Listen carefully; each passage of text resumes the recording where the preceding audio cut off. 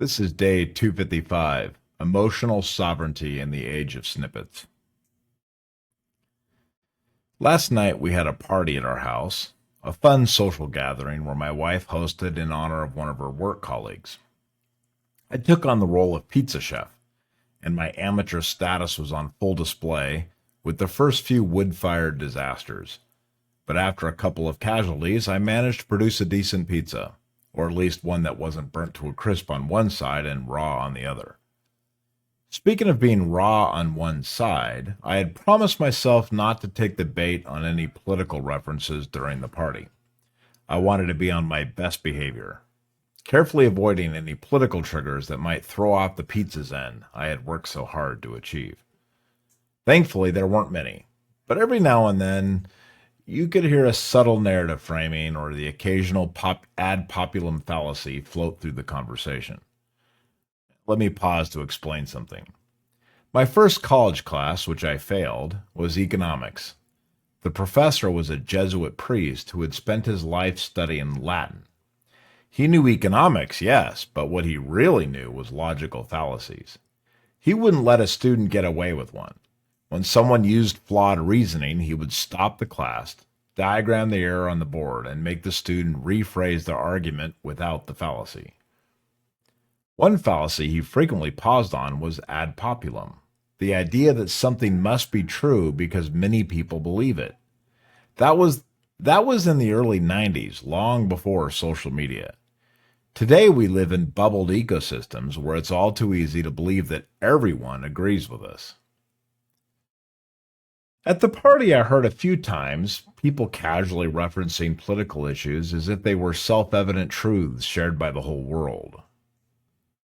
They might have said something like, well, since we now live under a fascist regime, or they might have said, our government is full of corrupt crooks, or they might have said, we all know how much power the NRA has, or on the other side, they might say, big pharma controls everything.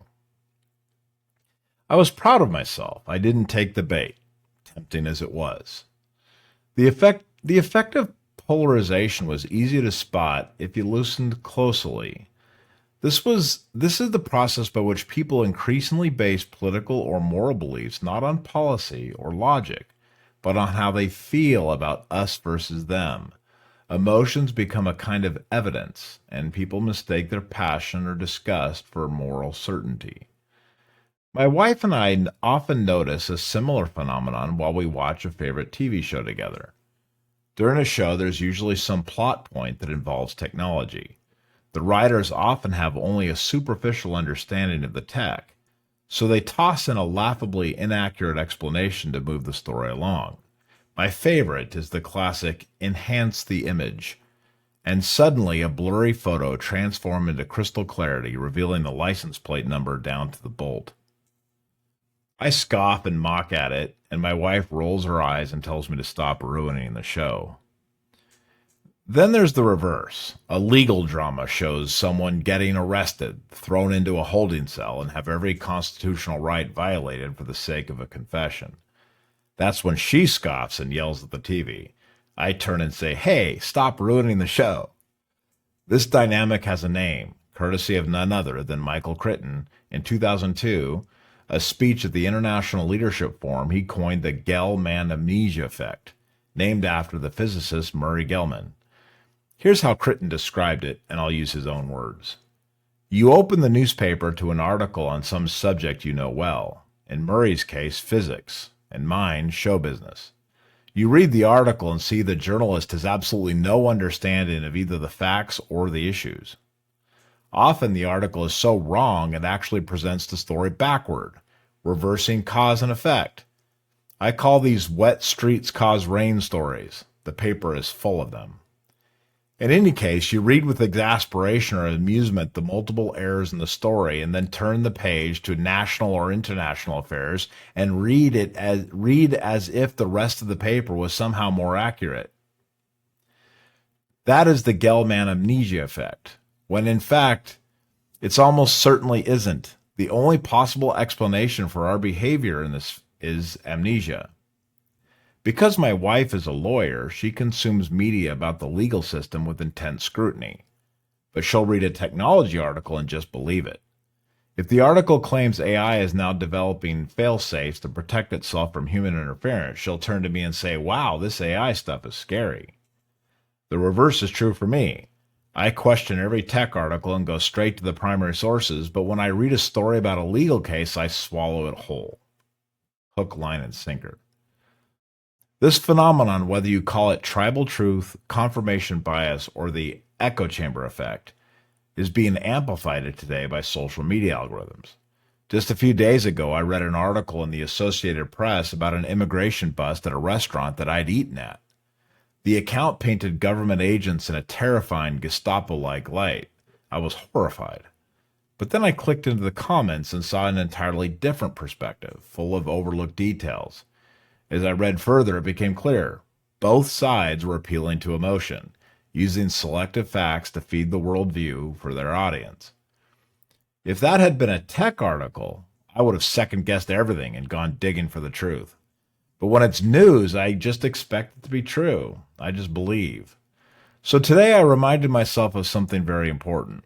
Don't let external voices manipulate how you feel about a subject, especially when they're only giving you snippets designed to provoke a reaction. It's too easy to be swept up in outrage, certainty, and righteous judgment based on someone else's framing. But when I dig deeper, the truth is rarely salacious. It's almost always nuanced, complicated, and inconvenient. This is the real takeaway. Emotional independence requires intellectual patience. To be grounded in truth rather than manipulated by noise, I have to pause, investigate, and sit with the discomfort of complexity. I'm tired of information manipulation. Facts selectively twisted to shape how I see the world. This has been happening for centuries by propagandists, politicians, media, even religious leaders. The intentions may vary, but the result is always the same. Distorted public perception built on partial truth. And too often I realize I'm a willing participant. Scrolling through social media, I'm being trained, conditioned really, to react emotionally to the content the algorithm thinks I like. So today I'm declaring emotional sovereignty. I'm choosing not to let others hijack my emotions without earning that influence through full truth. I'm going to practice this inner discipline because it's essential in today's world. I won't allow a stream of external voices to tug at my feelings all day long. Well, now of course, I want you to like, subscribe, turn on notifications, set this as your favorite, repost, react, upvote, and give me lots of hearts. So the great algorithm in the sky will surface my content to the top of your feed. Hypocrisy noted.